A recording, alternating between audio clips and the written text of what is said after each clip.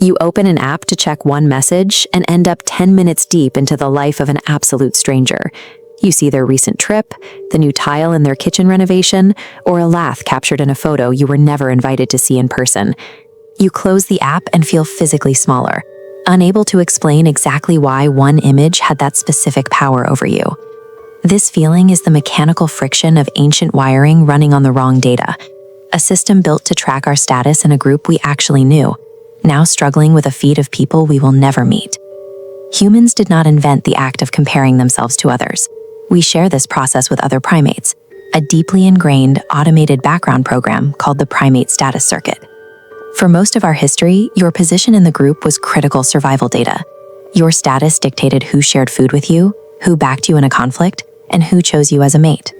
Misjudging your standing carried fatal consequences, so the brain evolved to track these social data points every single day, without ever being asked to. This system was originally designed for a small, geographically bounded group. You lived among people whose faces, histories, and reputations were intimately known to you. Social comparison was highly accurate in this environment because the dataset was complete.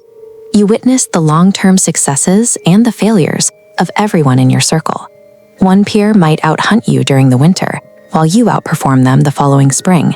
Both of you saw the full, unedited picture behind those moments. That ancient measuring stick relied on real, visible lives, rather than a performance staged for an audience.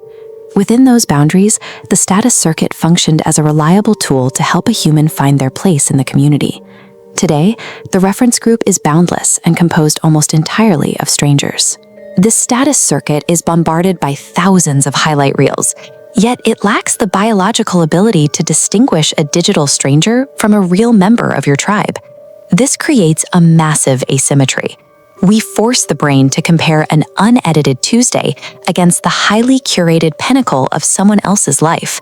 This single best day was chosen from hundreds of discarded moments that never made the feed. This chart illustrates the empirical cost of that comparison.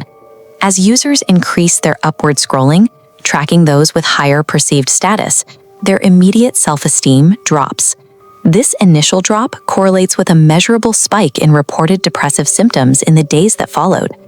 The circuit is performing exactly as evolved, attempting to place us in a hierarchy that isn't real or bounded. It is crashing under the weight of more input than it was ever built to handle. That sense of shrinking after a scroll is the predictable outcome of a biological mismatch. The brain is processing distorted modern information through an ancient, highly accurate operating system. This comparison instinct originally kept our ancestors oriented and secure within a group that actually saw them back. Today, it is being tested against a digital arena with no edges and no memory of us, an audience trapped in a permanent loop of its single best moment.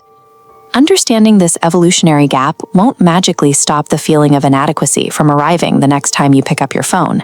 But seeing the mechanics allows the feeling to stop being a verdict on your worth. It reveals it as an old circuit, trying its best to read an unreadable room.